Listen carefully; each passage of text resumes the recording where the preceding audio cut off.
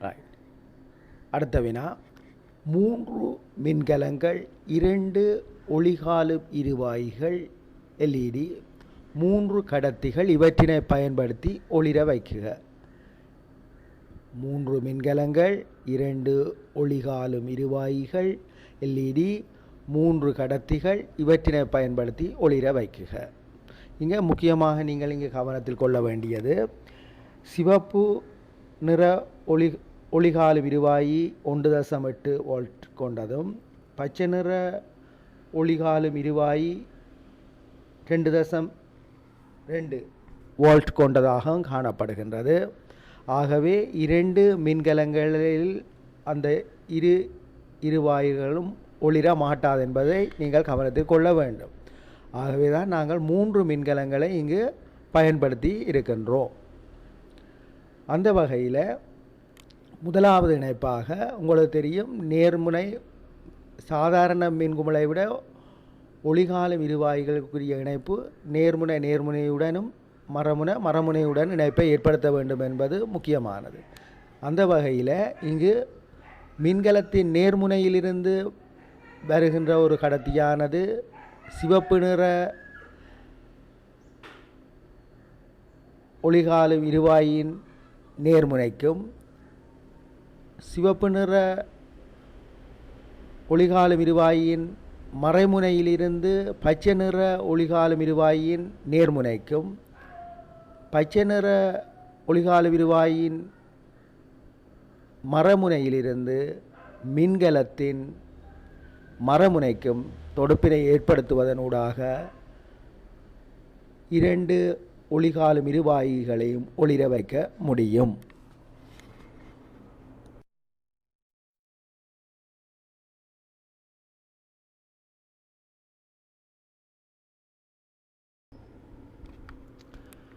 அடுத்த வினா, 3 மின்கலங்கள், 2 ஒளிகாலும் இருவாய்கள் எல்இடி, 4 கடத்திகள் இவற்றினை பயன்படுத்தி எல்இடியை ஒளிர வைக்குக.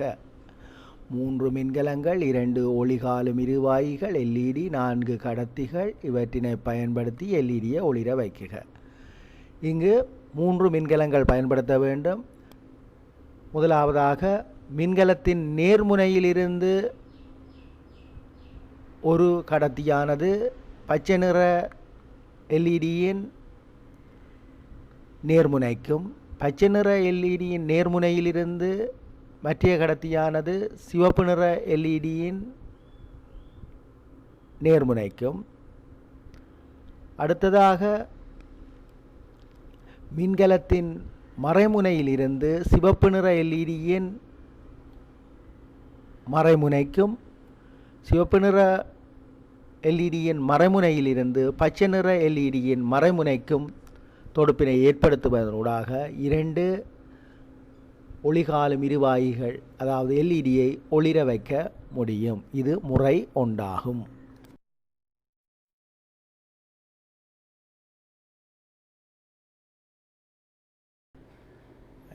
முறை 2, இங்கு 3 மின்கலங்கள் பயன்படுத்தப்பட வேண்டும். மின்கலத்தின் நேர்முனையிலிருந்து சிவப்பு நிற எல்இடியின் நேர்முனைக்கும், சிவப்பு நிற எல்இடியின் நேர்முனையிலிருந்து பச்சை நிற எல்இடியின் நேர்முனைக்கும், பின் மின்கலத்தின் மறைமுனையிலிருந்து சிவப்பு நிற எல்இடியின் மறைமுனைக்கும், சிவப்பு நிற எல்இடியின் மறைமுனையிலிருந்து பச்சை நிற எல்இடியின் மறைமுனைக்கும் தொடுப்பினை ஏற்படுத்துவதனூடாக 2 எல்இடிகளையும், அதாவது ஒளிகாலும் இருவாய்களை ஒளிர வைக்க முடியும். இது முறை 2 ஆகும்.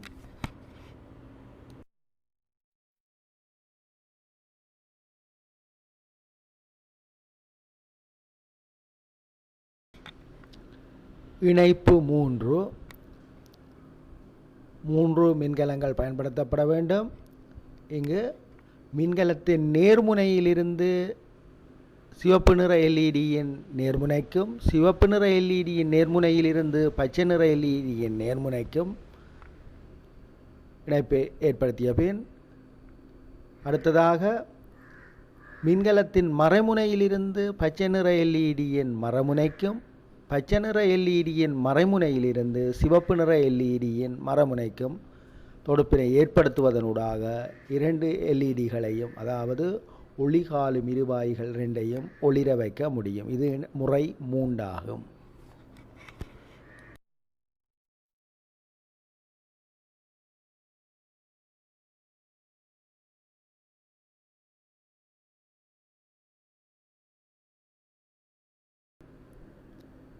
அடுத்த வினா, இரு உலர் மின்கலங்கள், ஒரு மின்குமிழ், ஒரு ஆளி ஆகியன கடத்திகள் மூலம் பின்வரும் ஒவ்வொரு விதமாக தொடுக்கப்பட்டுள்ளன. ஆளி எஸ்ஐ மூடும் போது மின்குமிழ் ஒளிரும் உரு யாது என கேட்கப்பட்டுள்ளது. கவனிங்க மீண்டும். இரு உலர் மின்கலங்கள், ஒரு மின்குமிழ், ஒரு ஆளி ஆகியன கடத்திகள் மூலம் பின்வரும் ஒவ்வொரு விதமாக தொடுக்கப்பட்டுள்ளன. ஆளி எஸ்ஐ மூடும்போது மின்குமிழ் ஒளிரும் உரு யாது என்று கேட்கப்பட்டுள்ளது. இப்போ 4 விடைகளில் இப்போ முதலாவது உரு ஒன்று தரப்பட்டுள்ளது. அது ஒளிருமா ஒளிராதென உருவை அவதானித்து நீங்கள் கூற வேண்டும். ரைட். இதை பார்ப்போமானால் இங்கு இணைப்பை பார்ப்போமானால் மின்குமிழுக்கான இணைப்பு 2 மின் கலத்திலிருந்து மறைமுனையிலிருந்தே ஏற்படுத்தப்பட்டுள்ளது. அப்போ ஒரு மின்குமிழ் ஒளிர்வதற்கு ஒன்று நேர்முனையாக இருக்கணும், மற்றது மறைமுனையாக இருக்க வேண்டும். இங்கே மின்குமிழுக்கான இணைப்பு எங்கே ஏற்படுத்தப்பட்டுள்ளது? 2 மறைமுனை மின்கலத்தின் மறைமுனையில் இருந்து தொடுப்புகள் ஏற்படுத்தப்பட்டுள்ளதால் மின்குமிழ் ஒளிர மாட்டாது.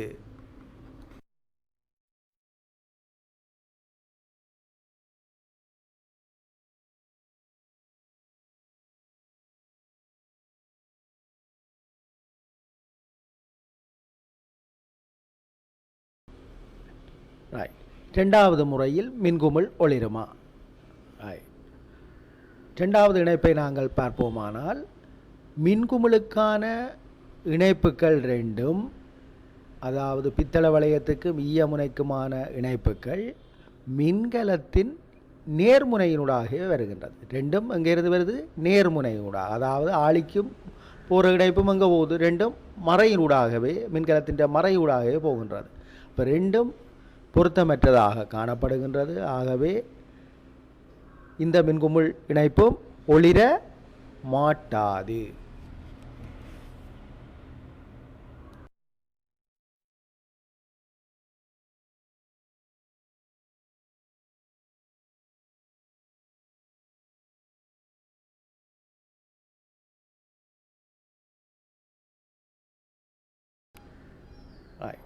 மூன்றாவது இணைப்பை அவதானிப்பீர்களாக இருந்தால் இங்கு மின் குமிழுக்கான 2 இணைப்புகளும் மறை முனையினூடாக அதாவது மின்கலத்தின் மறைமுனையினூடாகவே தொடுக்கப்பட்டுள்ளது. அதேபோல் ஆளிக்கான தொடுப்பும் 2ம் மின்கலத்தின் நேர்முனையினூடாகவே இணைக்கப்பட்டுள்ளது. ஆகவே மின்குமிழ் ஒளிர மாட்டாது.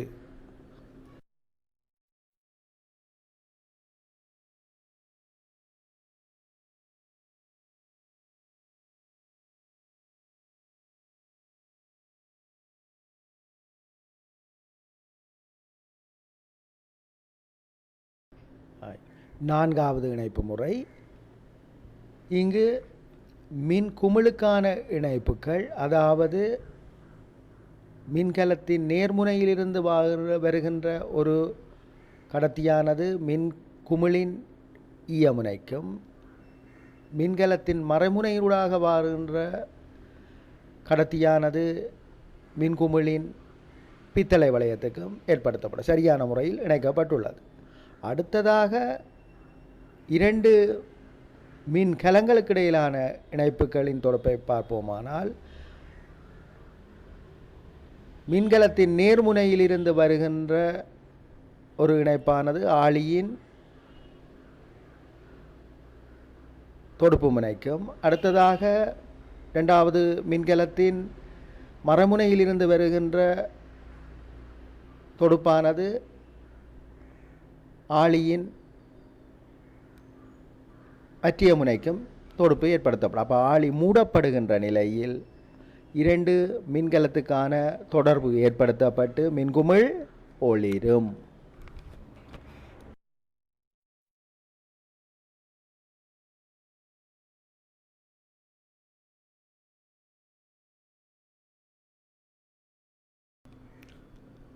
அடுத்த வினா, 2 உலர் மின்கலங்களும் ஒரு மின்குமிழும் உருவில் காட்டப்பட்டுள்ளது. 3 கடத்திகளை மாத்திரம் பயன்படுத்தி மின்குமிழை ஒளிர வைக்குக. கவனிங்கோ, 2 உலர் மின்கலங்களும் ஒரு மின்குமிழும் உருவில் காட்டப்பட்டுள்ளது. 3 கடத்திகளை மாத்திரம் பயன்படுத்தி மின்குமிழை ஒளிர வைக்குக. அப்போ இதுக்கு நாங்கள் முதலாவதாக செய்யப்பட வேண்டிய இணைப்பை ஏற்படுத்த வேண்டுமென்றால் முதல் 2 மின்கலங்களும் தனித்தனியாக இருக்குது. இப்போ அதில் மாற்றத்தை செய்ய இயலாது. அப்போ கடத்திகளை பயன்படுத்தி முதல் 2 மின்கலத்துக்குரிய இணைப்பையும் ஏற்படுத்த வேண்டும். அந்த வகையில் முதலாவது மின்கலத்தின் மறைமுனையிலிருந்து 2வது மின்கலத்தின் நேர்முனைக்கு ஒரு கடத்தியின் தொடுப்பை ஏற்படுத்துவோமாக இருந்தால் 2 மின்கலங்களும் தொடுக்கப்பட்டுள்ளன. அடுத்ததாக மின்குமிழுக்கான இணைப்பை ஏற்படுத்த வேண்டும். முதலாவது மின்கலத்தின் நேர்முனையிலிருந்து மின்குமிழின் ஈயமுனைக்கும், 2வது மின்கலத்தின் மரமுனையிலிருந்து மின்குமிழின் மர பித்தளை வளையத்துக்கு, 2வது மின்கலத்தின் மரமுனையிலிருந்து மின்குமிழின் பித்தளை வளையத்துக்கு தொடுப்பினை ஏற்படுத்துவதனூடாக மின்குமிழை ஒளிர வைக்க முடியும்.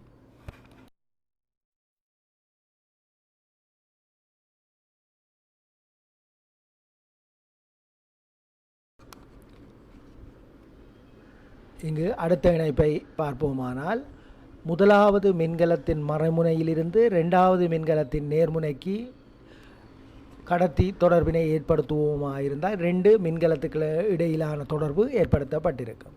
அடுத்ததாக மின்குமிழுக்கு இடையிலான இணைப்பு என்ற வகையில் முதலாவது மின்கலத்தின் நேர்முனையிலிருந்து மின்குமிழின் பித்தளை வளையத்திற்கும், 2வது மின்குமிழின் மரமுனையிலிருந்து மின்குமிழின் ஈயமுனைக்கு தொடுப்பினை ஏற்படுத்துவதனூடாக மின்குமிழ் ஒளிரும்.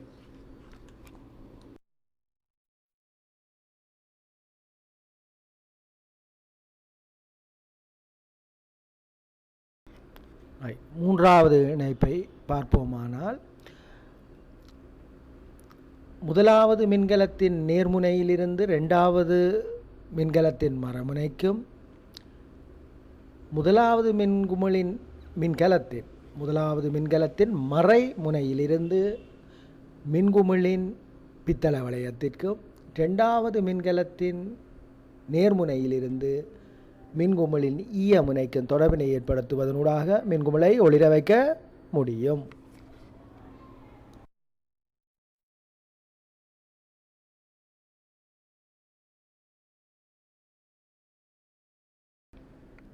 இணைப்பு 4, முதலாவது மின்கலத்தின் நேர்முனையிலிருந்து 2வது மின்கலத்தின் மரமுனைக்கும் இணைப்பதனூடாக 2 மின்கலத்தையும் இணைக்க முடியும். முதலாவது மின்கலத்தின் மறைமுனையிலிருந்து மின்குமிழின் பித்தளை வளையத்திற்கும்,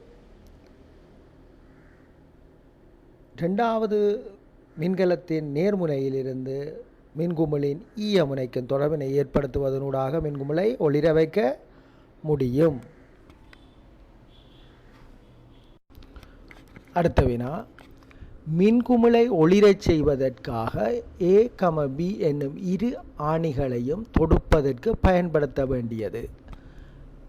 மின்குமிழை ஒளிரச் செய்வதற்காக A, B என்னும் 2 ஆணிகளையும் தொடுப்பதற்கு பயன்படுத்தப்பட வேண்டியது கேள்வி. அப்போ அதுக்கு 4 விடைகள் தரப்பட்டுள்ளது. இந்த மின் இணைப்புக்கு, அதாவது A, B என்ற 2க்கும் இடைப்பட்ட பகுதியில் எந்த பொருளை வைக்கும்போது இந்த மின்குமிழ் ஒளிரும் என்று தான் உங்கள்கிட்ட கேட்கப்பட்ட கேள்வி. அப்போ நாங்கள் முதலாவதாக இங்கே தரப்பட்டது டிஷ்யூத்தாள். அப்போ டிஷ்யூத்தாளை நாங்கள் இங்கே வச்சுருந்தால் ஒளிருமோ? ரைட், வச்சு பார்ப்போம். ஒளிரவில்லை. 2வது மானிசத்தாளை வச்சு பார்த்தால் என்ன செய்யும்? மானிசத்தாள் மின்னை கடத்துமோ? இல்லை. அப்போ அதுவும் ஒளிரவில்லை. திமைன் தாள், அதுவும் ஒளிரவில்லை. சரி, ஈயத்தாள் வச்சு பார்ப்போம். ஈயத்தாளை வைக்கும்போது மின்குமிழ் ஒளிர்கின்றது. ஆகவே ஈயம் மின்னை கடத்தும் என்ற முடிவுக்கு வரலாம். அப்போ இப்படியது ஈயத்தாள்.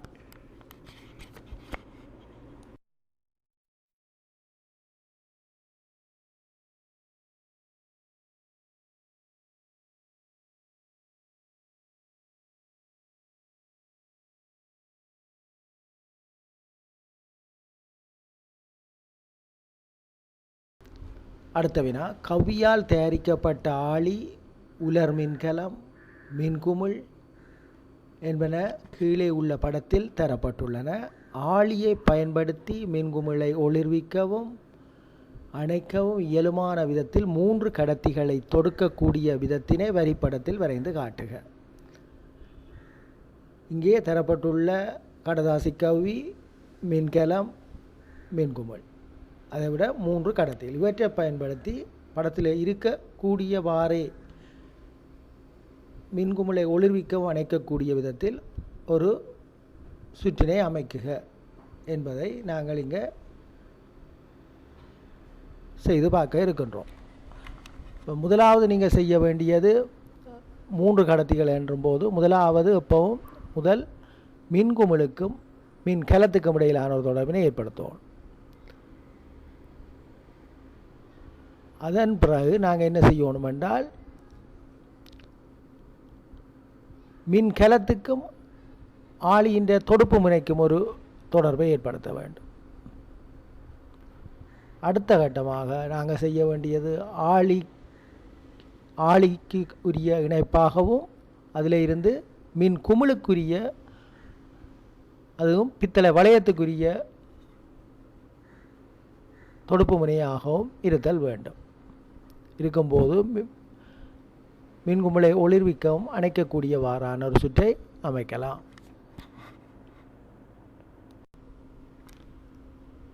அடுத்த வினா, விளையாட்டு மின் வீதி சமிஞ்ஞை ஒன்றின் மாதிரி வரைபடம் கீழே தரப்பட்டுள்ளது. விளையாட்டு மின் வீதி சமிஞ்ஞை ஒன்றின் மாதிரி வரைபடம் கீழே தரப்பட்டுள்ளது. இதில் உங்களுக்கு 2 மின்கலம், S என்பது ஆளி, XYZ 3 ஆணிகள், W என காட்டப்பட்டுள்ளது 3 கடத்திகள், B என காட்டப்பட்டுள்ள 3 மின்குமிழ்கள். இவற்றினை அடிப்படையாக கொண்டு உங்களிடம் கேட்கப்பட்ட கேள்வி, எஸ்ஸினால் XYZ ஆகிய 3 ஆணிகளில் தொடுகையை ஏற்படுத்தும் போது வர்ண மின்குமிழ் ஒளிரத்தக்கது என்பதுதான் உங்களிடம் கேட்கப்பட இருக்கும் கேள்வி.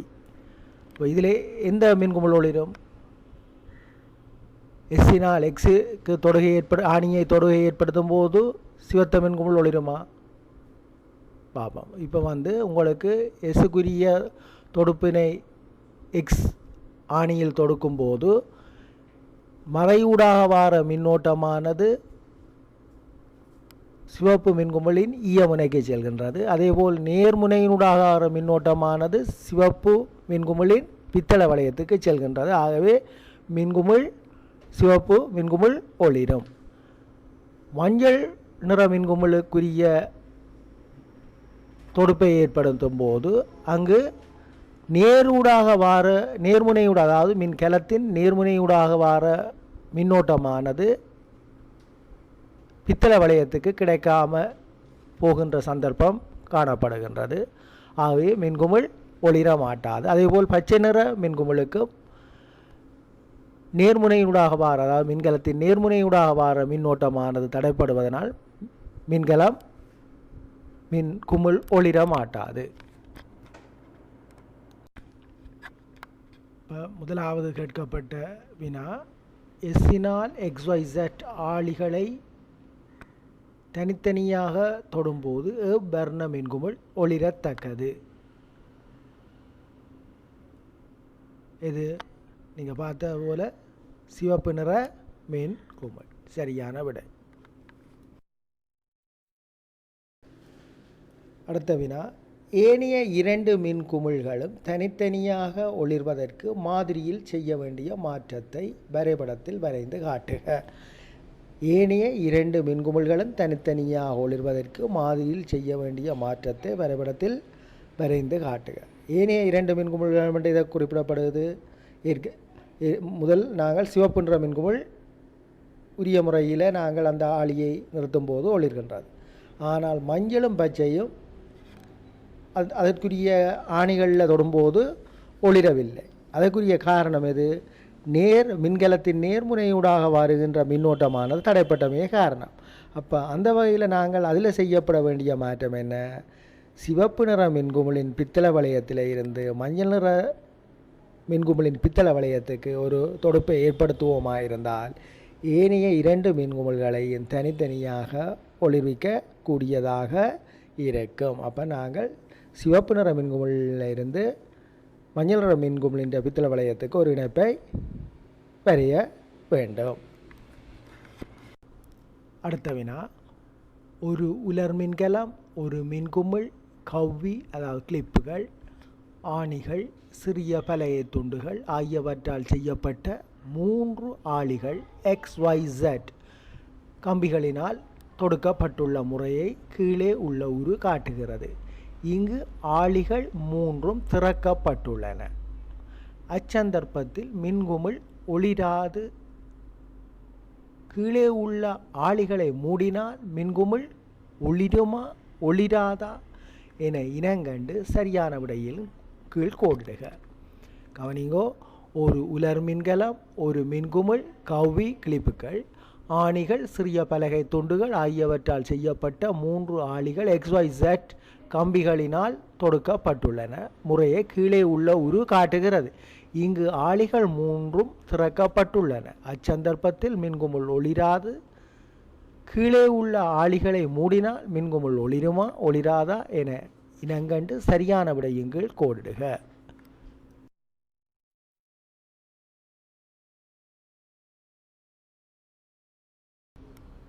இங்கு முதலாவது வினா, எக்ஸுடன் Y ஆளியை மூடும்போது மின்குமிழ் ஒளிருமா ஒளிராதா?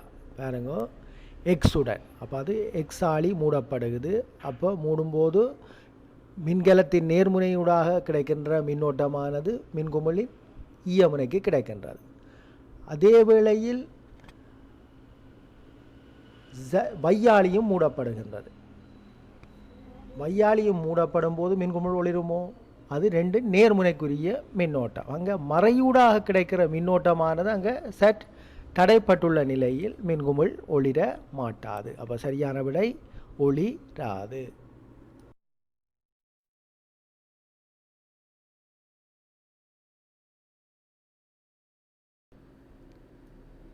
அடுத்த வினா, எக்ஸுடன் சற்றாளியை மூடும்போது மின்குமிழ் ஒளிருமா ஒளிராதா? இப்போ எக்ஸாளி மூடப்படுகின்ற அது சந்தர்ப்பத்தில் ஜெட்டாளியும் மூடப்படுகின்றது. அப்போ எக்ஸாளி மூடப்படும் போது மின்கலத்தின் நேர்முனையூடாக வருகின்ற மின்னோட்டமானது மின்குமிழின் ஈயமுனைக்கு கிடைக்கின்றது. அதேபோல் மின்கலத்தின் மரமுனையூடாக கிடைக்கின்ற மின்னோட்டமானது சற்றாளி மூடப்படும் போது மின்குமிழின் பித்தளை வளையத்துக்கு கிடைக்கின்றது. ஆகவே ஒரு சுற்று முழுமையடைகின்றது. ஆகவே மின்குமிழ் ஒளிரும்.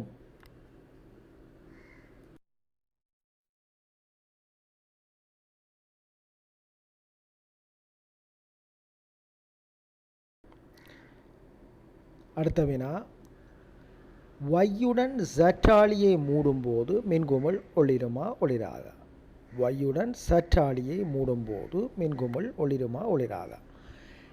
இங்கு வையாளியும் மூடப்பட்டுள்ளது. ஆகவே மின்கலத்தின் நேர்முனையூடாக கிடைக்கின்ற மின்னோட்டமானது மின்குமிழின் ஈயமுனைக்கு கிடைக்கின்றது. அதே வேளையில் சற்றாளியும் மூடப்பட்டுள்ளது. ஆகவே மின்கலத்தின் மறைமுனையூடாக கிடைக்கின்ற மின்னோட்டமானது மின்குமிழின் பித்தளை வளையத்திற்கு கிடைக்கின்றது. ஆகவே ஒரு சுற்று முழு சுற்று நடைபெறுகின்றது, மின் சுற்று. ஆகவே மின்குமிழ் ஒளிரும்.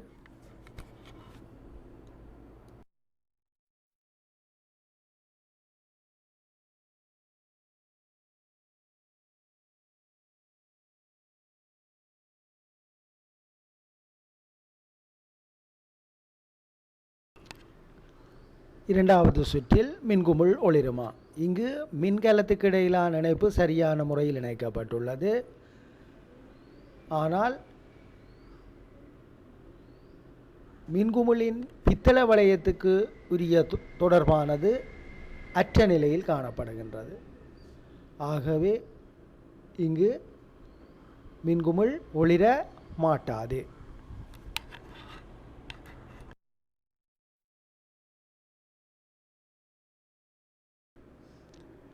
அடுத்த இணைப்பு, இங்கு இரண்டு மின்கலத்துக்கு இடையிலான தொடர்பு மறையிலிருந்து மறைக்கே தொடர்பு ஏற்படுத்தப்பட்டுள்ளது. ஆகவே இங்கு மின்கலத்துக்கு இடையிலான தொடர்பே உரிய முறையில் இணைக்கப்படவில்லை. அதேபோல் மின்குமிழுக்கும் நேர்முனையிலிருந்து ஈயமுனைக்கு செல்கின்ற அதே வேளையில் மற்ற மின்கலத்திலிருந்தும் நேர்முனையிலிருந்து பித்தளை வளையத்துக்கே செல்கின்றது. ஆகவே ரெண்டும் தொடர்பற்ற நிலையில் இருப்பதனால் ஒளிர்வதற்கான சந்தர்ப்பம் இல்லை என்றே கூறலாம்.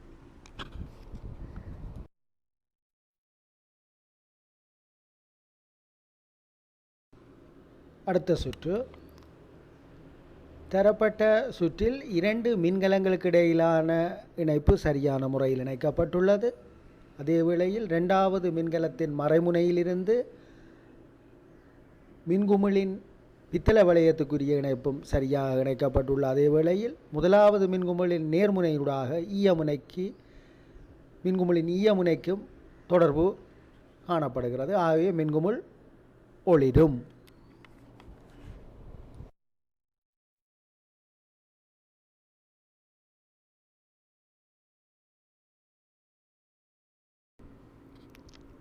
அடுத்த வினா, உருவில் காட்டப்பட்டுள்ளவாறு மின்சுற்று அமைக்கப்பட்டுள்ளது. இதில் ஒளிரும் மின்குமிழ் யாது? உருவில் காட்டப்பட்டுள்ளவாறு மின்சுற்று அமைக்கப்பட்டுள்ளது. இதில் ஒளிரும் மின்குமிழ் யாது? இங்கு நீங்கள் ரெண்டு மின்குமிழ்கள், ரெண்டு மின்கலங்கள் கடத்திகள் ஊடாக இணைக்கப்பட்டுள்ளன. இங்கு மின்கலங்கள் ரெண்டும் சரியான முறையில் இணைக்கப்பட்டுள்ளது. அவற்றுக்கிடையான தொடர்பு சரியான முறையில் இணைக்கப்பட்டுள்ளதை அவதானிக்கலாம். அதேபோல் இரண்டு மின்குமிழ்களுக்கான இணைப்புகளும் சரியாக இணைக்கப்பட்டுள்ளது. அதாவது நேர்முனையினூடாக வருகின்ற இணைப்பானது முதலாவது மின்குமிழின் பித்தளை வளையத்துக்கும் ரெண்டாவது மின்கலத்தின் மரமுனையூடாக வார கடத்தியானது ரெண்டாவது மின்குமிழின் ஈயமுனைக்கும், ஈயமுனையின் பித்தளை வளையத்திலிருந்து வருகின்ற கடத்தியானது முதலாவது மின்குமிழின் ஈயமுனைக்கும் தொடுகை ஏற்படுத்தப்பட்டுள்ளது. ஆகவே இங்கு ஒரு முழுமையான சுற்று, மின்னோட்ட சுற்று நடைபெறுவதற்கான சந்தர்ப்பம் காணப்படுகிறது. ஆகவே இங்கு இரண்டு மின்குமிழும் ஒளிரும்.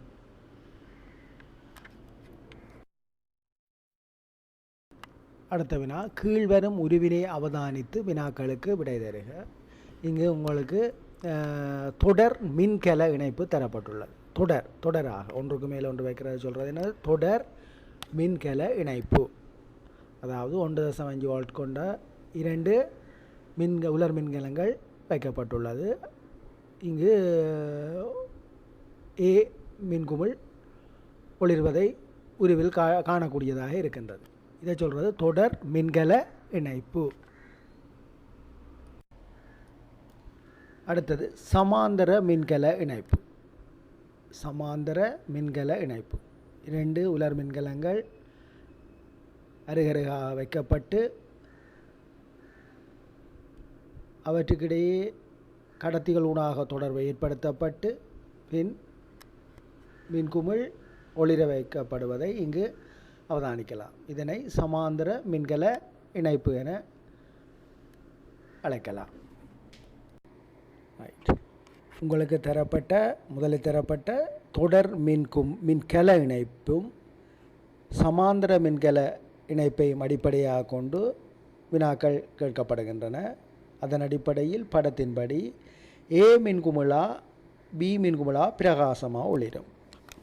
இப்போ நீங்கள் இதில் கவனிக்க வேண்டியது, தொடர் மின்கல இணைப்பில் பிரகாசம் கூடுதலாக காணப்படும்.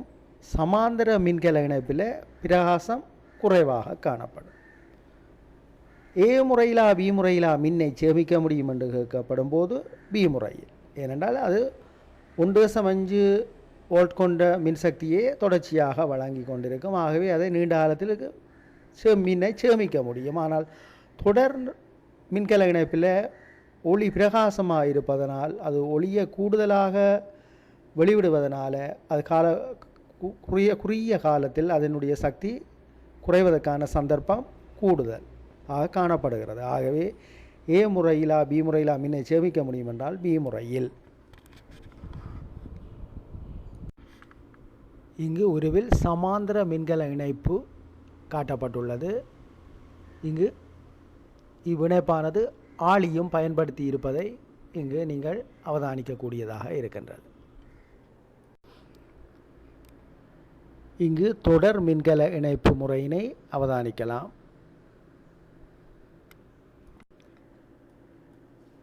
இங்கே நீங்கள் சமாந்தர மின்குமிழ் இணைப்பு.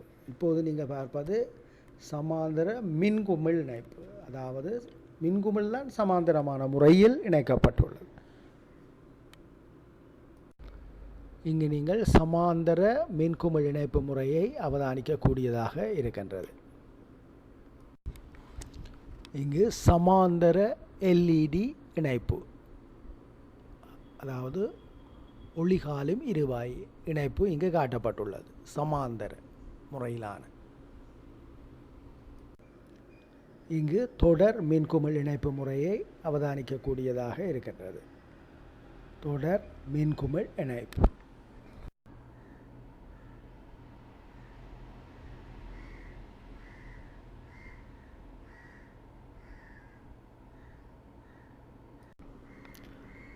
அடுத்த வினா படத்தின்படி, அதாவது உருவின்படி சமாந்தர மின்குமிழ் இணைப்பிலா அல்லது தொடர் மின்குமிழ் இணைப்பிலா ஒளி பிரகாசமானது? மின்குமிழ் சமாந்தரம் தொடர் மின்குமிழ் இணைப்பை பொறுத்தவரையில் சமாந்தர மின்குமிழ் இணைப்பு ஒளி பிரகாசமானது.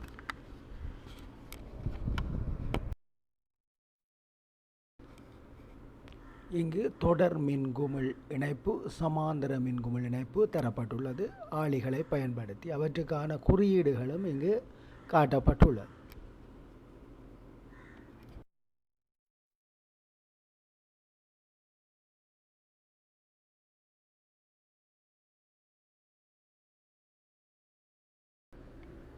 அடுத்த வினா, தொடர் மின்குமிழ் இணைப்பில் ஒரு மின்குமிழ் அகற்றப்படுமாயின் ஏனைய மின்குமிழ் ஒளிருமா? தொடர் மின்குமிழ் இணைப்பில் ஒரு மின்குமிழ் அகற்றப்படுமாயின் ஏனைய மின்குமிழ் ஒளிருமா? இப்போ தொடர் மின்குமிழ் இணைப்பில் ஏதாவது ஒரு மின்குமிழ் அகற்றப்படுமாயின் அடுத்த மின்குமிழ்களுக்கிடையான மின்னோட்டம் தடைப்படும். ஆகவே இங்கு ஏதாவது ஒரு மின்குமிழ் ஒளிராத சந்தர்ப்பத்தில் அகற்றப்படுமாயின் அங்கு மின் துண்டிக்கப்படுவதற்கான சந்தர்ப்பம் காணப்படுகின்றது. ஆகவே ஏனைய மின்குமிழ்கள் ஒளிர மாட்டாது.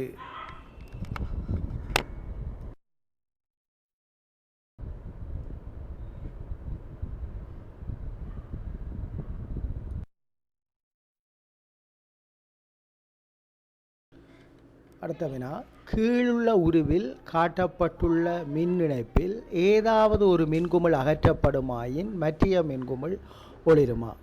கீழுள்ள உருவில் காட்டப்பட்டுள்ள மின் இணைப்பில் ஏதாவது ஒரு மின்குமிழ் அகற்றப்படுமாயின் மற்றைய மின்குமிழ் ஒளிருமா? இங்கு தொடர் மின்குமிழ் இணைப்பு முறை காணப்படுகின்றது. அது மாத்திரமல்லாமல் ஒவ்வொரு கடத்திகளும் இன்னொரு கடத்தியுடன் தொடர்பு ஏற்படுத்தப்பட்டுள்ளது. அதாவது இங்கு மின் குமிழுடன் நேரடியாக தொடர்பு படாத நிலையில் ஒவ்வொரு கடத்திகளுடன் தொடர்புகள் தொடராக காணப்படுகிறது. அதாவது ஒரு மின்குமிழ்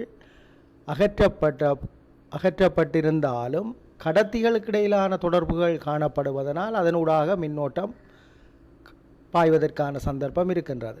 அதாவது தொடர்ந்து அடுத்த மின்குமிழுக்கு மின்னோட்டம் செல்வதற்கான சந்தர்ப்பம் இருக்கின்றது. ஆகிய மற்ற மின்குமிழ் ஒளிரும்.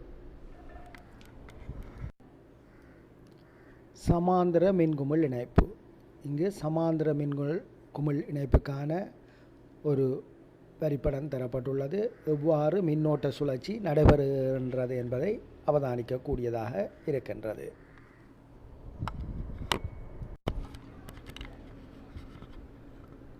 தரப்பட்ட உருவினை அவதானித்து கீழ்வரும் வினாக்களுக்கு விடை தருக. இங்கு சமாந்தர மின்குமிழ் இணைப்பு, தொடர் மின்குமிழ் இணைப்பு முறைகள் படத்தில் தரப்பட்டுள்ளன. அவற்றுக்கான வினாக்கள் கீழே தரப்பட்டுள்ளது. இவற்றினை அவதானித்து விடை கூறவும். அவதானம். கீழுள்ள உருவினை அவதானித்து வினாக்களுக்கு விடை தருக. முதலாவது வினா, உருவின்படி டி மின்குமிழ் அகற்றப்படுமாயின் ஏனைய மின்குமிழ்கள் அதாவது ஏபிசி ஒளிருமா? உருவின்படி டி மின்குமிழ் அகற்றப்படுமாயின் ஏனைய மின்குமிழ்கள் அதாவது ஏபிசி ஒளிருமா என கேட்கப்பட்டுள்ளது.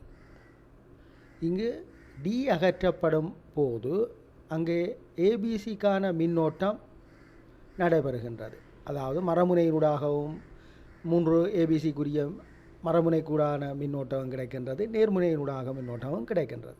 ஆகவே டி அகற்றப்பட்டாலும் அங்கு ஏனைய 3 மின்குமிழ்களும் ஒளிர்வதற்கான சந்தர்ப்பம் காணப்படுகின்றது.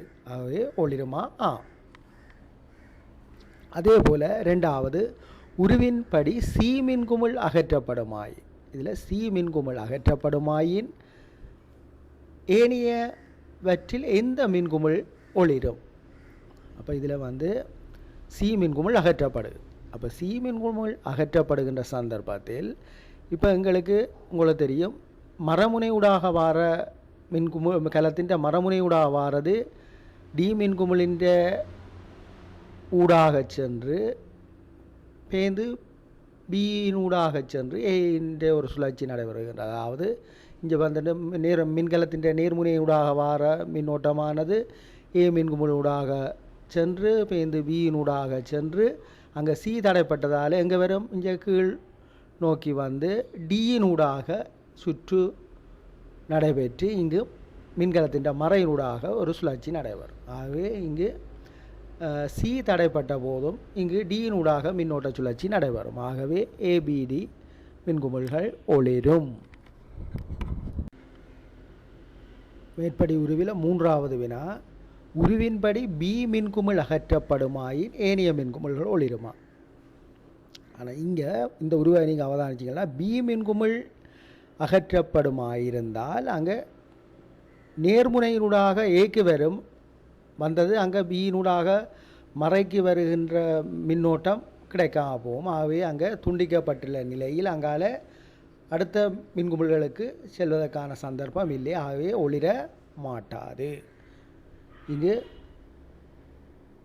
தொடர் இணைப்பு, சமாந்தர இணைப்புகள் கொண்ட மின்குமிழ் இணைப்பு தரப்பட்டுள்ளது. அதில் ஒரு மின்குமிழ் அகற்றப்படுகின்ற சந்தர்ப்பத்தில் தொடர் இணைப்பில் மற்ற மின்குமிழ் ஒளிராத ஒரு உருவினையும், இங்கு சமாந்தர மின்குமிழ் இணைப்பில் ஒரு மின்குமிழ் அகற்றப்பட்டு பழுதடையும் சந்தர்ப்பத்தில் மற்ற மின்குமிழ் ஒளிரும்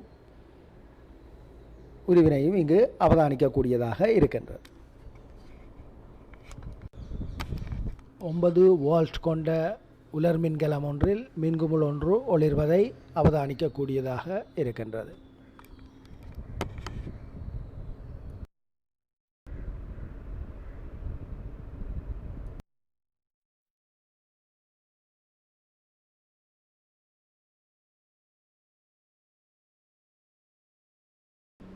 கீழே தரப்பட்ட ஒளி காலும் இருவாயியை ஒளிர வைக்க முடியுமா? கீழே தரப்பட்ட ஒளிகாலும் இருவாயியை ஒளிர வைக்க முடியுமா? இங்கு உங்களுக்கு தெரியும், சிவப்பு நிற எல்இடியானது 1.8 வோல்ட் கொண்டதாக காணப்படுகிறது. சாதாரண ஒரு உலர் மின்கலம் 1.5 வோல்ட்டை கொண்டதாக காணப்படுகிறது. ஆகவே எல்இடிக்கான மின்சக்தியை வழங்க முடியுமோ? இல்லை. ஆகவே ஒளிர மாட்டாது.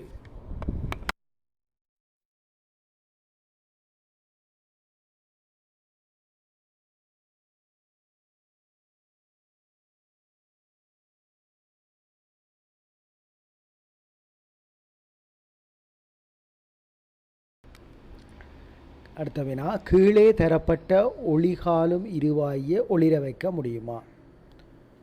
கீழே தரப்பட்ட ஒளிகாலும் இருவாயை ஒளிர வைக்க முடியுமா? இங்கு 2 மின்கலங்கள் பயன்படுத்தப்பட்டுள்ளன. அதாவது 1.5 வோல்ட் 1.5 வோல்ட் கொண்ட, அதாவது 3 வோல்ட் கொண்ட மின்கலம் பயன்படுத்தப்பட்டுள்ளது. ஆனால் சாதாரண எல்இடி எவ்வளவு? சிவப்பு 1.8 வோல்ட். அப்போ ஒளிரலாம் தானே, ஏன் ஒளிரவில்லை? அங்கே நாங்கள் சரியாக முனைவுகளை சரியாகவும் இணைப்பை ஏற்படுத்த வேண்டும்.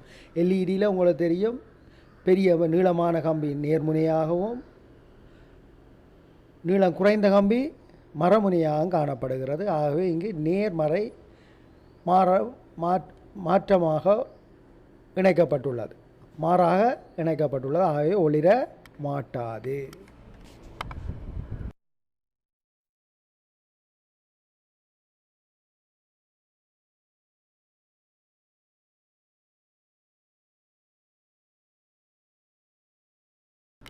சாதாரண ஒளிகாலி இருவாயி ஒளிர வைத்தல்.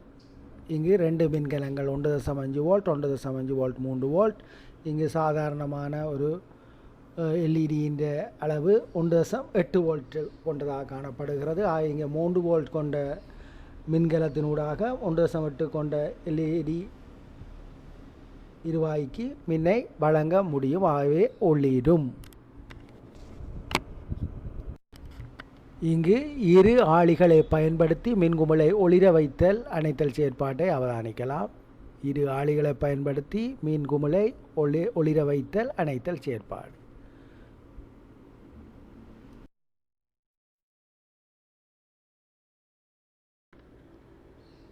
இங்கு மின்சூழ் தரப்பட்டுள்ளது. Torch light. நீங்கள் சாதாரணமாக வீட்டில் பயன்படுத்தப்படும் டார்ச் லைட், அதாவது மின்சூழ். அதனுடைய இயக்கம், அதாவது செயற்பாடு எவ்வாறு நடைபெறுகின்றது என்பதை இந்த உரு காட்டுகின்றது. அதாவது சிவப்பு நிற அம்புக்குறி காட்டும் பகுதியை அழுத்துவதன் மேலிருந்து கீழ்நோக்கி அழுத்துவதனூடாக மின்குமிழ் ஒளிர்விக்கவும், ஆளியை மேல் நோக்கி இழுப்பதனூடாக மின்குமிழை அணைக்கவும் முடியும். அவ்வாறான ஒரு தொழிற்பாடாகத்தான் இந்த மின்சூழ் டார்ச் லைட் இயங்குகின்றது. அடுத்த வினா, இங்கு 4 தனித்தனி மின்கலங்களை ஒரு மின்குமிழுடன் இணைத்தல் செயற்பாடு காட்டப்பட்டுள்ளது. அவ்வாறு 4 மின்கலங்கள் தனித்தனியாக தரப்படும் பட்சத்தில் அவற்றினை எவ்வாறு இணைத்து மின்குமிழை ஒளிர வைத்தல்? முதல் மின்கலங்களுக்கு இடையிலான தொடர்புகள் ஏற்படுத்த வேண்டும். அதாவது முதலாவது மின்குமிழின் மறைமுனையிலிருந்து 2வது மின்கலத்தின் நேர்முனைக்கும், 2வது மின்கலத்தின் மறைமுனையிலிருந்து 3வது மின்கலத்தின் நேர்முனைக்கும், 3வது மின்கலத்தின் மறைமுனையிலிருந்து 4வது மின்கலத்தின் நேர்முனைக்கும் இணைப்பை ஏற்படுத்துவதற்காக 4 மின்கலங்களுக்கான தொடர்பினை ஏற்படுத்தலாம். அடுத்ததாக 1வது மின்கலத்தின் நேர்முனையினூடாக மின்குமிழின் பித்தள வளையத்துக்கும், 4வது மின்கலத்தின் மறைமுனையினூடாக மின்குமிழின் ஈயமுனைக்கும் தொடர்பினை ஏற்படுத்துவதன் ஊடாக மின்குமிழை ஒளிர வைக்க முடியும். பாதுகாப்பும் கரிசனையும் என்ற முக்கியமான ஒரு செயற்பாட்டினூடாக நம்மால் செய்யக்கூடிய மாற்றத்தில் இது முக்கியமாக பாதுகாப்பும் கரிசனையும் கவனத்தில் கொள்ளப்பட வேண்டியது முக்கியமாகிறது. அந்த வகையில் நாங்கள் இந்த பயன்படுத்திய பொருட்களை, கழிவுப் பொருட்களை, நாங்கள் பாவனையிலிருந்து அகற்றப்பட்ட பொருட்களை நாங்கள் சில வேளை உரிய முறையிலே அகற்றவில்லை, அப்படியே கைவிட்டுகிறோம். சில வேளை அது உங்களுக்கு ஆபத்துக்கும் இடையூறாகவும் அமையலாம். அந்த வகையில் நாங்கள் என்ன செய்வோம் என்றால், முக்கியமாக இப்போ நாங்கள் பார்க்க போகிறது, மத்திய கழிப்பொருட்களை நீங்கள் பொதுவாக குப்பை நஞ்சல் கூடங்களை நீங்கள் பொதுவாக உங்களுக்கு யூசியால் வார டெக்டரில் ஏற்றி பொடியாட்டி அனுப்பி போடுவீங்க. ஆனால் இப்போ நாங்கள் பார்க்க போகிற கழிவுப் பொருட்களை எடுத்துக்கொண்டோம் என்றால் முக்கியமாக இலத்திரனியல் சாதனங்கள். இலத்திரனியல் சாதனம் என்றால் தெரியுமோ? இது இலத்திரனியல் சாதனம் என்றால் என்னன்னு நீங்கள் சொல்றீங்க, நீங்கள் சொல்லுவா. இலத்திரனியல் சாதனங்கள் என்றால் இதை நீங்கள் எப்படி கணினி நல்லது.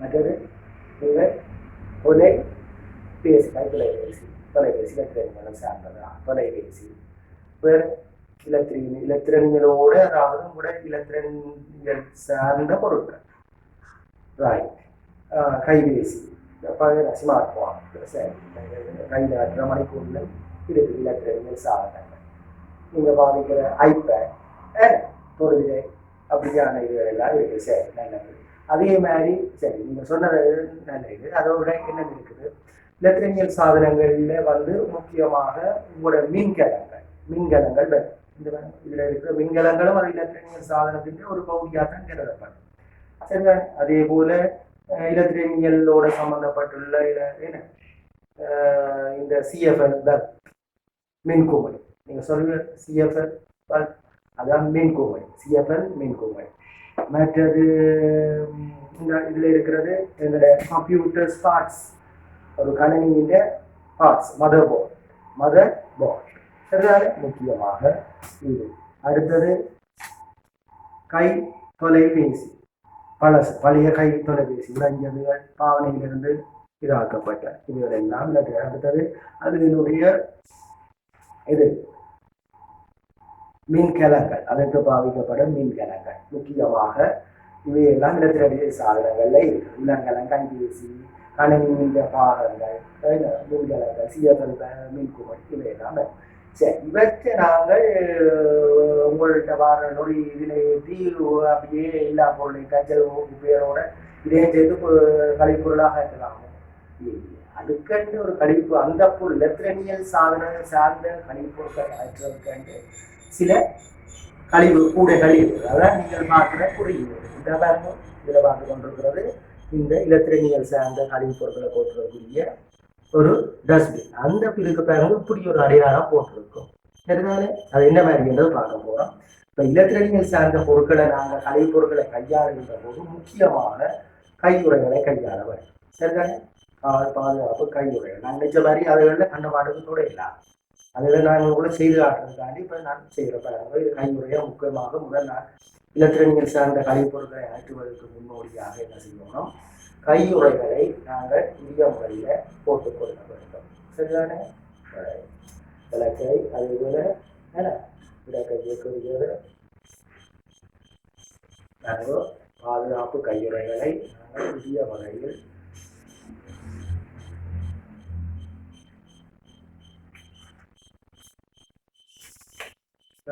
போட்டு அதுகளை செய்த ஆகிறாருதான் நாங்கள் என்ன செய்யணும் அந்த பொருட்களை டஸ்ட்பின்னோ இதெல்லாம் உரிய முறையில் ட்ரெயினை நிறைய செய்யணும் பண்ணுறதை காரணம் அப்போ நீங்களும் வீடுகளில் செய்யலாம் தானே இப்போ நீ வார கலை பொருட்களை சும்மா அதிகம் இல்லை இப்போ கையுறைகள் போடப்பட்டாச்சு இப்போ நாங்கள் என்ன செய்ய போகிறோம்னா பயன்படுத்திய உலர்கலாம் சரிதானே பயன்படுத்திய உலர்கலத்தை இப்போ தொட போகிறோம் சரிதானே ரசாயன பொருட்களை தொட்டுட்டு சேர்ந்து கண்ணில் தொடுறதோ இதில் தொடுறதோ வாயில் தொடுறதோ தவிர்க்கப்பட வேண்டும் சரிதானே இது எப்படி உடனே கையில் எப்படி தொடரும் அந்த பொருளை தொட்டுட்டு பேர் தொடக்கூடாது சரி அதெல்லாம் முழுமையாக அழைக்காமல் தான் இதை கலட்டி வச்சு போட்டு இதையும் ஒரு தினம் பாதிக்கக்கூடிய கைக்ளவுட்ஸ் என்றால் என்ன செய்யணும் அதையும் அதுக்குள்ள போட்டு பிளாஸ்டிக் உரிய கழிவு பொருளாக சேர்த்து அது புரிய வகையில் அழைக்கப்படும் இலத்திரனியல் இதுக்குள்ள அழைக்கும் இப்போ நாங்கள் முதலாவது மீன்கலம் இது வேறு இதுகளெல்லாம் பாவிக்கப்பட்ட வேண்டும் அப்போ இதில் இருந்து சில ஏற்றத்துக்காக இப்படியான பொதுவான அந்த அந்த கலைப்பொருளோடு சேர விடாமல் தனியாக வைக்கப்படுகிறது இதில் இருந்து சில ரசாயன பொருட்கள் வெளியேறும் பழுதடைந்த உடனே சில ரசாயன பொருட்கள் வெளியேறும் அந்த ரசாயனம் உங்களோட சூழலுக்கும் பாதிப்பை ஏற்படுத்தும் வகையாக நாங்கள் அதை உரிய முறையில் தனிப்பட்ட ரீதியாக அதற்குரிய கழிவு டஸ்ட்பின்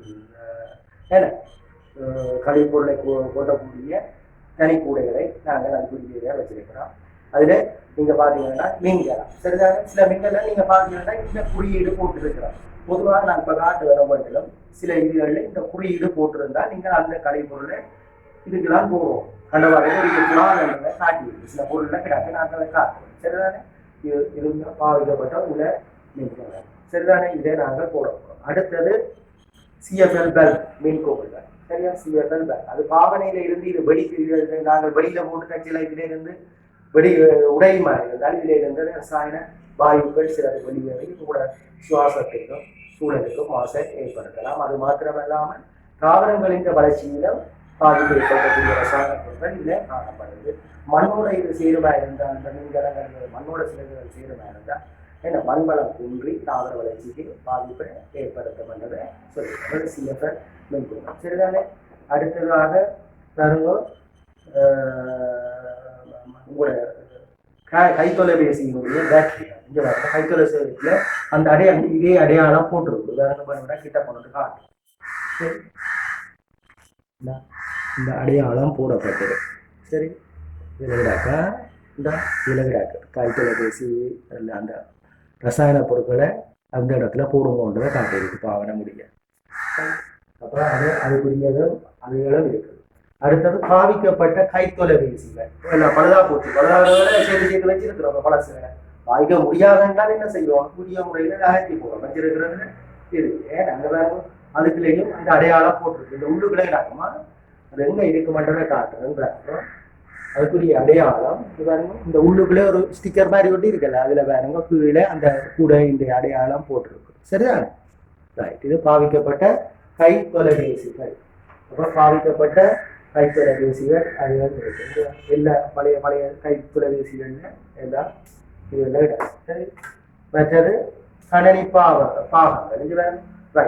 நல்ல பார்க்க நல்ல வலிமையா இருக்குது வச்சிருக்கலாம் தானேன்னு நீங்க யோசிக்கலாம். உண்மையா இருக்கு. இது பார்த்தீங்கன்னா இதுல இருக்கிற பார்ட்ஸ் கண்டென்சர்கள் வந்து அது வெடிக்குமா இருந்தால் அதுல இருந்து ஒரு ரசாயன திரவம் வெளியேறும். அந்த ரசாயனம் கையில வர்றதோ கண்ணில் படுறதோ சூழல்ல வெளியேறுவதே அது பாதகமா அமையலாம். பழுதான மின்னோட்டம் பாவனை நிலையில இருக்கையில அது அந்த ரசாயன இது வெளியேறாது. அதன் பாவனைக்காக முடிந்த உடனே என்ன செய்யும்? அதுல இருந்து அந்த ரசாயன பொருட்கள் வெளியேற தொடங்கும். சில பார்த்தீங்கன்னா இதுல இருந்து ஒரு பச்சை நிற திரவம் மாதிரி வெளியில அப்படியே பொறுமை கொண்டு வரும் இந்த கண்டென்சர். இதுல உங்களுக்கு தெரிஞ்சிருக்க வேண்டியது இதான் சொல்ற கண்டென்சர்.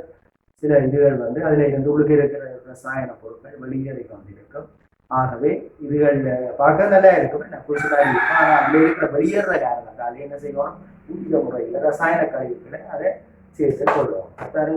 இது வந்து ஒரு மதபோர்டு, ஒரு கணினியுடைய மதபோர்டு.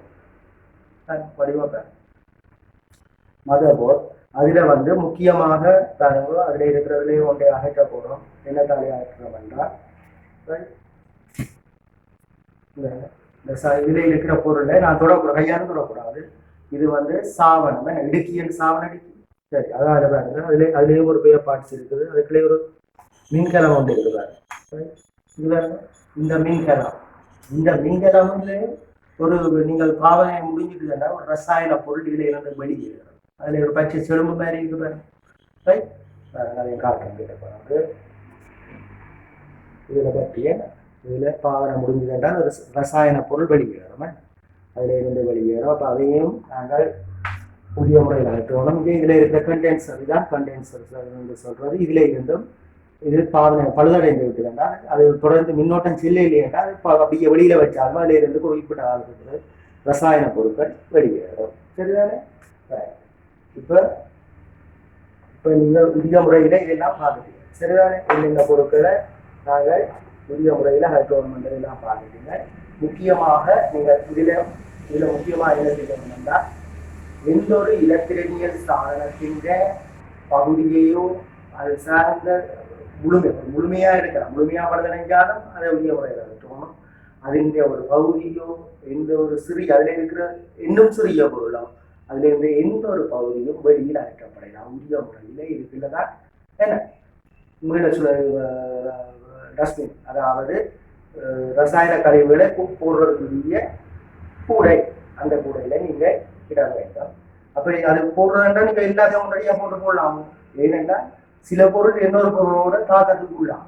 இது பார்த்தா இதோட ரெண்டும் பக்கத்துல ஒரே இது போட இதோட நெத்திப்ப இருக்கலாம், என்னோட படிச்சு சிதறலாம். அப்படியான இது. அப்ப அந்தந்த பொருட்களை நாங்கள் போடுறதுக்கு உரிய பாதுகாப்பு உரைகளில போட்டுதான் அர்த்தம். சரிதானே? என்ன செய்யணும்? உரிய பாதுகாப்பு உரைகளில போட்டு. சரியானே? இப்ப இது வந்து நான் இப்ப பேட்டரிஸ், இந்த டெலிஃபோன்ஸ், அதாவது தொலைபேசி சார்ந்த கழிவு பொருட்களை ஒரு இதில் போடுறோம். சரிதானே? டெலிஃபோன் சார்ந்த கழிவு பொருட்களை ஒரு இதில் போட்டு. சரி, அதே மாதிரி அதனுடைய மின்கலங்கள் மின்கலத்தையும் அதில் போடும். அதை அப்படியே பொடி செய்யுது சரிதானே. அதை அப்படியே பொடி செய்யுது காற்று பற்றியே இதாக இருக்கணும். அதை அப்படியே கொண்டு வந்து இந்த ஓடுறோம் இந்த கூடையில் நாங்கள் அப்படியே வச்சுக்குவோம் சரிதானே. அதற்குரிய முறையில் இந்த கூடையில் இருந்தால் அதை அதுக்குரிய முறையில் அதை செய்யலாம் சரிதானே. அடுத்தது நாங்கள் என்ன செய்ய போகிறோம் என்றால் இந்த கலைப்புல கணனி சார்ந்த கண்டென்சர் சார்ந்த இதுன்னு சொல்லுறாங்க அது வேலை பாருங்க.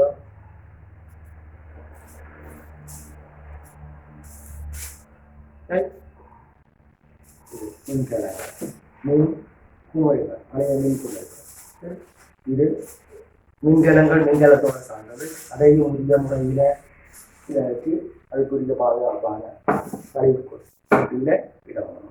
அடுத்தது வந்து பெரிய கணனி சார்ந்த பாகங்கள். கணனி சார்ந்த பாகங்கள் கணனியோட சம்பந்தப்பட்ட பகுதிகள் அதையும் என்ன செய்யறோம் எல்லாம் இந்த வகையில எல்லாத்துல இருந்தும் அந்த ரசாயனம் வெளியேறக்கூடிய கண்டென்ட்ஸ் ஆனால் இதை இந்த பெரிய இருக்கிற சில எல்லாம் அதுல இருந்து ரசாயன கழிவுகள் வெளியேறும் சரிங்களா. அதுகளையும் என்ன செய்யணும் இதுகளையும் உரிய முறையில் எடுக்கும் ரைட். அதுக்குரிய மீன் சரியா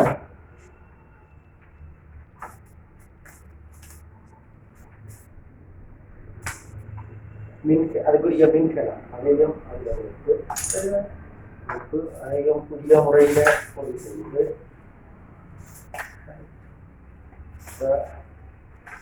அதையும் சரிதானே. புதிய மூடி போட்டு மூடியை திறந்து விட்டுறதோ இல்லை. அதுக்குரிய பாதுகாப்பு மூடியாக என்ன செய்யணும் அந்த ரசாயன பொருள் இல்லாமல் அது போட்டுட்டா அது அந்த உரிய வேலையில் அகற்றப்படும் சரிதானே. சரி இதெல்லாம் அகற்றியாச்சு. அப்போ இதுல இருந்து நாங்கள் ஒரு மீண்டும் நான் உங்களுக்கு கடைசியா சொல்றேன். இந்த ரசாயன பொருட்கள் சார்ந்த உபகரணங்கள் பகுதிகள் அதுல எந்த ஒரு அதிக கூறா இருக்கலாம் பகுதியா இருக்கலாம் இதை எடுத்துக்கொண்டால் அவை உரிய முறையில் இவ்வாறான கழிவு தொட்டிகளில் விடப்பட வேண்டும் என்பதுதான் இந்த குறியீடு. உனக்கு இனி அந்த பொருள்களை நீங்கள் பார்ப்பீங்களா இருந்தால் இவ்வாறான அடையாளம் இருக்குமா இருந்தால் நீங்க இப்போ எங்க போடுவீங்க இவ்வாறான கழிவு தொட்டிகளை இல்லையா சரிதானே. பேருந்து என்ன செய்யணும் இந்த பாதுகாப்பு கைமுறைகளை என்ன செய்யணும் வடிவாக்கி சரிதானே. ஒருக்கால் பாதிக்கக்கூடிய கைமுறை ஒன்றா என்ன செய்யணும் அதை அப்படியே அதை இதுல ஒரு ரசாயனத்துல ஒரு அதே உரிய முறையில பிளாஸ்டிக் இதுல போட்டு போடணும். திரும்பி பாதிக்கக்கூடியனால அதை தொழில் நீங்க திருப்பி பாதிக்கலாம் தானே. சில டெட்ரோல் இதுல பாவிச்சு செய்வதா அது திருப்பி நீங்கள் அதுக்குரிய இதில் நீங்கள் பாதுகாப்பாக வச்சிருக்கலாம் சரிதானே. அப்போ இதில் விளங்குதானே. இதில் வந்து முக்கியமாக இது எம்மால் செய்யக்கூடிய மாற்றங்கள் என்ற செயற்பாட்டில் மழை செய்யக்கூடிய ஒரு மாற்றம் தானே. இது இப்படியான நீங்கள் இப்படி ஒரு முன்மாதிரியான கலைப்பொருட்களை நீங்கள் கொண்டு வரையாண்டால் அது உங்களால் ஒரு மாற்றத்தை செய்யக்கூடிய இல்லைன்னா சந்தியல் வழிகள் எல்லாம் இந்த பழைய சாமான்கள் எலக்ட்ரினிக் சாதனங்களை குளிச்சு விடுவோமா இருந்தால் எங்களுக்கு தான் நோய்கள் சூழல் வாசனைகள் பல விதமான வருத்தங்களும் இது வர்றதுக்கு சந்தர்ப்பங்கள் இருக்கு என்பதை கூறி இதை நீங்கள் உங்களோட வாழ்க்கையில கடைப்பிடிப்பீர்கள் என்பதையும் கூறி இன்னொரு செயற்பாட்டில் சரி விளங்குதானே இல்லை. அப்போ இன்றையிலிருந்து உங்களோட இது ஒரு முன்மாதிரியாக நடக்கும். இன்றைக்கு எம்மால் செய்யக்கூடிய மாற்றம் என்ற செயற்பாட்டில் இன்னொரு செயற்பாடாக பிரமிட் கோபுரம் அமைத்தல் என்ற செயற்பாட்டை செய்து காட்ட போகிறேன். நீங்களும் அப்படி செய்யலாம் பாருங்க. அதுகளுக்கு பிரமிட் கோபுரம் அமைத்தல் எல்லாம் செய்து பார்த்துருக்கீங்க. சிலவரை செய்து பார்த்தா நீங்கள் பார்த்துருப்பீங்க. ஆனால் நீங்களாக விளையாடி இருக்கிற சந்தர்ப்பங்கள் கோபுரம் அமைக்கிற சந்தர்ப்பங்கள் ஏற்பட்டிருக்காது. அதுக்கு தேவையான பாருங்க இவ்வளவு கேணிகள் விதவிதமான கேணிகள் என்ன ஏன்னா இதில் வந்து நான் இதாக பாதிக்கப்பட்ட வால்மா பேணி என்ன பாவிக்கப்பட்டு அது பெஸ்ட்டாக வெளியில் பூரா எறிகிற பணிகள்லாம் சேகரிக்கப்பட்டு அதுகளை தான் இப்போ பயன்படுத்தி அந்த செயற்பாட்டை செய்ய போகிறேன் அப்படின்னு நீங்கள் பாருங்க. என்ன மாதிரி அதனூடாக கணிதத்தை செய்யக்கூடிய மாற்றத்தில் கணித திறனையும் வளர்த்து கொள்ளலாம். அதான் சரிதான். இப்போ நான் என்ன செய்ய போகிறேன் அடுக்க போகிறேன் பாருங்க எப்படி அந்த கோபுரத்தை அமைக்கலாம். கோபுரத்தை 2 முறையில் அமைச்சு காட்ட போகிறேன். முதலாவது முறை கொண்டு செய்கிறேன். முதலாவது லைனில் நான் வந்து இடைவெளி சிறிய இடைவெளி 5 சென்டிமீட்டர் இடைவெளியில் ஒவ்வொரு பேணிக்கையில விட்டு மொத்தம் முதற்கீழே 6 பேணி அடிக்க வந்துடும் சரிதானே. அடுக்கிற முறையை பாருங்க. ரைட் முதலாவது மணி இது வைக்கிறேன். ரைட் ரெண்டாவது பேணி ஒரு நேர்த்தியாக இருக்கும் அதுக்கிறதெல்லாம் வடிவா செய்கிற முறையை நீங்கள் வடிவா அவதானிக்கலான்னு நீங்கள் வடிவா பேருந்து செய்யலாம். நேர்த்தியாக இருக்கிற மொத்தம் இப்போ எத்தனை மணி வந்துட்டுது 5 வந்துட்டுது 6வது மணியை சரி இப்போ 6 மணிக்கு நல்ல நேர்த்தியாக இருக்குன்னா நேராக இருக்குமா. சரி அடுத்த ஒவ்வொரு இடைவெளிகளும் எத்தனை மணி வேறுபாடு சொல்லுவாங்க எத்தனை பேரும் கண்டிப்பாக காட்சி 5 சரி கேட்டீங்களா முதல் 6 5 அது எப்படி எத்தனை வேறுபட்டதை நாங்கள் எப்படி வந்து பார்க்குறோம் பார்ப்போமா.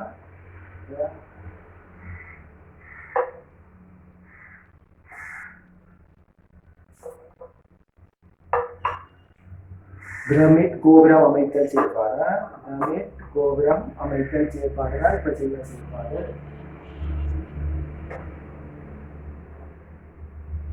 பிரமிட் கோபுரம் அமைத்தல் அந்த 2 விதமா அமைக்கலாம். நீங்க செய்கிற முறை ஒரு முறை வந்துட்டா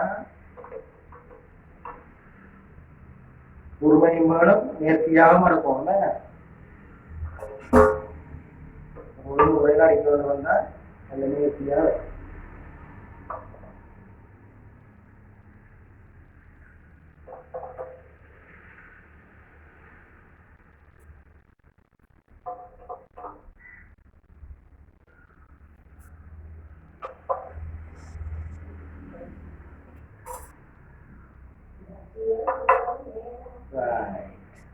கடைசியா கொண்டு வரும். ரைட் இப்ப பிரமிட் கோபுரம் எப்படி வந்திருக்கேன்னு பார்த்துருக்கீங்களா. பிரமிட் கோபுரம் பிரமிட்கள் பார்த்துருக்கீங்களா அந்த காலத்துல என்ன மொஹஞ்சதாரோ ஹரப்பாவில் இப்படியான இதுகள்ல ஏன்னா ஈரான் ஈராக்கில் இப்படியான டஹோபா கோபுரங்கள் ஏன்னா இறந்தவர்கள் இந்த மம்மி என்று சொல்றது அவர்களை வைக்கிறதுக்காக இப்படியான கோபுரங்கள் மாதிரியான ஒரு அமைப்பு 4 பக்கம் இருக்கு. சரிதா சரி அதே ஒரு வகையில் தான் நீங்க அதே வைக்க இது பிரமிட் கோபுரம். இப்ப நிலையத்தின கீழே 6 அடிக்கிறாங்க. சரிதானே 6 அடிக்கிறாங்க. பேருந்து அடுத்தது 2வது வரி 5 அடுத்தது 4 அடுத்தது 3 அடுத்தது 2 அடுத்தது 1. சரிதானே ரைட். இப்ப இதுல மொத்தம் எத்தனை இருக்கா என்னன்னா இதுல மொத்தம் எத்தனை இந்த கீழே 1வது வரியில உங்களுக்கு ஒரு கேள்வி கேட்கப்படுது. இது சுற்றாடல் உங்களுக்கு கணித ரீதியாக கீழே வந்து 6 பேணிகள் அடுக்கப்பட்டுள்ளது. சரிதானே அப்ப இறுதி பணியோ ஒவ்வொரு இடைவெளி பேர்ந்து ஒவ்வொரு இடைவெளிக்கு இடையில ஒவ்வொரு பேணி பேர்ந்து 2வது வரியில வைக்கப்பட்டு வருகின்ற போது இறுதியாக ஒரு பேணி வரும்போது மொத்தமாக எத்தனை பேணிகள் அடுக்கப்பட்டிருக்க வேண்டாம் என்னென்ன சொல்லுங்க சொல்லுவாங்க. எண்ணிக்கொண்டு இருக்கிறீங்களோ இவர் எண்ணிக்கொண்டு இருக்கிறாரா 1 2 கீழே 6 6 5 11 4 2 எண்ணி எத்தனை பேர் சொல்லுமா பண்ணி பாரு எத்தனை 21. சரி என்ன மாதிரி கண்டு என்ன எண்ணி நினைக்கணும். சரி ரைட் இவர் எண்ணி பார்த்து ஒவ்வொன்றா எண்ணி பார்த்து கீழே 6 பேர் 5 என்ன 6 5 11 11 4 எத்தனை 15 13 18 பேர் 2 20 பேர் 21. சரி இதுக்கு சுருக்கமாக காண்ற முறை ஒன்று இருக்குது. கீழே 6 இருக்கிறதோ கீழே எத்தனை பணி அடுக்கி இருக்கிற 6 எத்தனை 1வது வரியில எத்தனை பேணி அடுக்கி இருக்கிறோம் 6 பேணி 6க்கு அடுத்த இலக்கம் எத்தனை 7. அப்ப 6 7 எத்தனை 6 7 அடுத்த இலக்கத்தால பிரிக்கிறேன் எத்தனை 6 7 42 42 2ஆல வகுத்தால் 21. அப்படியே வருதானே 6 பேணி 1வது வரியிலே 6 பேணி அடுக்கப்பட்டுள்ளது. ஆகவே மொத்தமாக எத்தனை பேணிகள் அடுக்குவதற்கு படத்துக்கு அடிபட எத்தனை பேணிகள் இருக்கின்ற என்னென்று சொல்லி காண்பீங்க என்னென்று காண்றது 6 என்று சொன்னால் 6க்கு அடுத்த இலக்கம் 7. அப்ப அந்த இலக்கத்தை 6 7ஆக பிரிக்கும் 6 7 42 42 2ஆல வகுத்தால் பிரித்தால் எத்தனை பேர் 21. அப்ப தச்சினார் 5 பேணிகள் அப்படி போட்டு 5 பேணிக்கு இன்னொன்றுக்கு கணக்க பார்க்கணும். சரிதானே 5 பேணியா இருக்கிற முறைக்கு எத்தனை பேர் மட்டும் உடனே சொல்லுவோம் என்ன மாதிரி நான் இப்போ பாய்பாடு கூட அந்த மாதிரி இப்போ எத்தனை 5 பேணிகள் அதானுங்க எத்தனை இருக்கு கீழே 5 பேணி இருக்கு. சரிதானே அதை எப்படி போட்டு வைக்கிற மாதிரி 1 பேணி. இப்போ இதுல எத்தனை பேணி இருக்குண்டா எத்தனை என்று சொல்லுங்க என்ன சொல்லுவோம். இப்போ பாடநீதம் கூட்டல் முறையில நீங்க பார்க்கணும்னா இதுல 5 9 எத்தனை 9 இங்கே 12 12 2 14 மொத்தம் 15 வரும். அதுக்கு சுத்தமான முறையில கண்டு சொன்னா என்னென்னு வரும் 5 15 5க்கு அடுத்த இலக்கமான 5030 30 2ஆல வகுத்தால் எத்தனை 15 இலவா காணலாம். சரிதானே? என்ன கடைசி 4க்கும் என்ன ஒன்றுக்கும் செய்து காட்டுறோம். சரிதானே? 4 பேருக்கும் செய்து காட்டணும். அப்படி இப்ப 4 பேர் சரி எத்தனை மொத்தம் எத்தனை இருக்குன்னா எத்தனை சொல்லு 4 பேர் 4 பேணி 20 10 சரி என்னது 5 5 3 8 எத்தனை வந்தது 4 3 7 3 10 சரிதானே? அப்ப இந்த வாய்ப்பாடு மூலமா காண்டது எப்படி செய்றீங்க 4 20 அரைவாசி 10 சரிதானே? அப்ப இதுல நீங்க ஒவ்வொரு எண்ணிக்கைக்கு ஏற்றதாக நீங்கள் அந்த இதை கண்டுபிடிக்கக்கூடிய இலகுவான முறையை சொல்லி தந்திருக்கு. இப்ப இதுல நாங்கள் பார்த்தது இது பிரமிக் அது ஒரு முறை.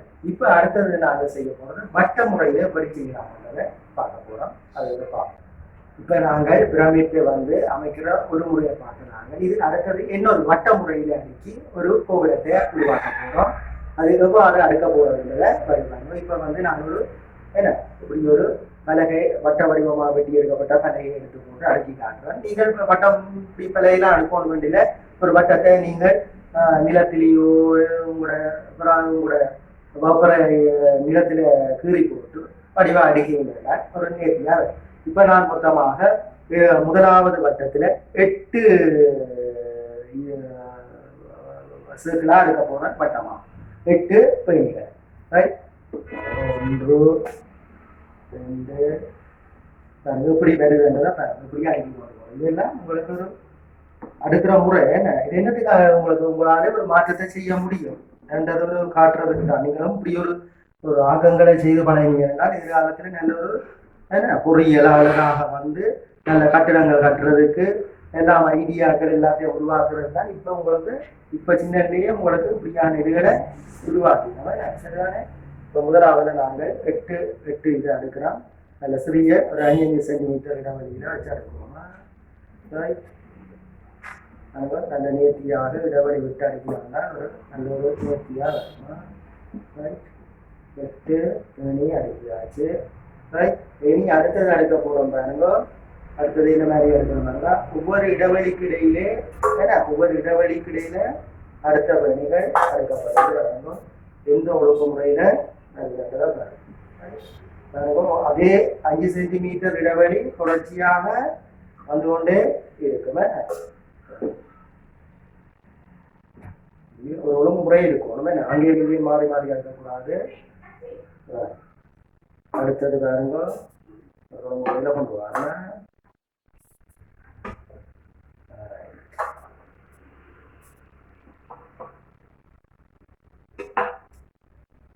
இவ்வளவு பேணிகளை நீங்க சேகரித்து வச்சிருக்கீங்களோ அவ்வளவுக்கு நல்ல உயரமான ஒரு கோபுரத்தை அமைக்கலாம். நல்ல நேர்த்தியா நல்ல பேணிகளா நேர்த்தியா இருந்தாலும் என்ன செய்யும் அது விழா அப்படியே இருக்கும். மேடு பள்ளம் இல்லாத ஒரு இதாக இருந்தா அப்படியா அந்த அடுக்கைகளே ஒரு வட்டத்தையும் பார்த்து கொள்ளும். ஒரு இதுல போகுது சரி.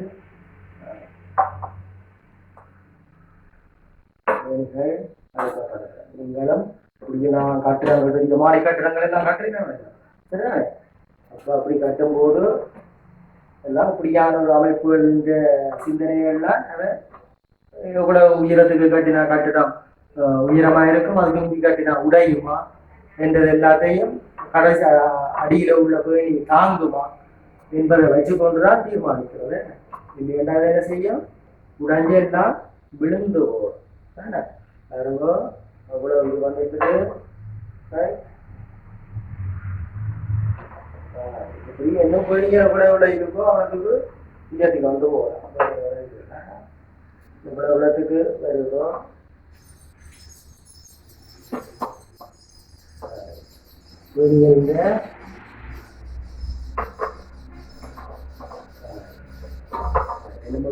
இப்படியே அடிக்க அடிக்க அடிக்க அடிக்க போக என்ன வேணும் வழியிலே வைக்கலாமா 2 வைக்கலாம். அதே 8 பேணியை இதுல வார அடுக்கிறதும் எல்லாம் சமளமான பணியா தான் இருக்கும். 8 பேணியா வச்சுக்கொண்டு நீங்க பெரிய மாடி கட்டிடங்கள் பார்த்துருக்கீங்க நானே குழம்புகள்ல மாடி கட்டிடங்கள் பெரிய பார்க்கறது எல்லாம் இப்படி அடுக்கிற முறைகள் எல்லாம் காட்டி இதுதானே நல்ல வழியா இருக்குதானே. நீங்களும் இப்படி ஒரு ஆக்கத்தை செய்வீங்கன்னா உங்களுக்கு இன்னும் எதிர்காலத்தை வேற வேற சிந்தனை முறை இப்படி வேற இதுல இன்னும் சதுரமா இருக்கும். தனியா நான் இது வட்ட முறையில இருக்கிறேன். நீங்க சதுரமா அடிக்க கொண்டுடலாம். இந்த சதுர கட்டிடங்கள் செவ்வக வடிவமான கட்டிடங்கள் வட்ட வடிவமான மாடிகள்ல நீங்க கொழும்புல பார்த்துருப்பீங்கன்னா வட்ட வடிவமாக இருக்கு.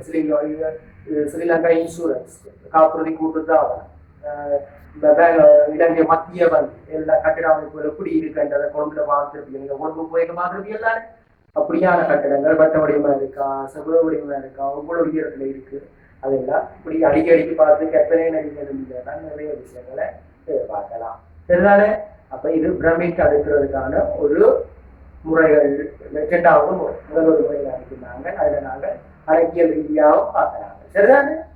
இப்படியான செயற்பாடுகளை நீங்களும் முறை வகுப்பறையில செய்து ஏன்னா உங்களோட சிந்தனைகளை வளர்த்துக்கொள்ளும்.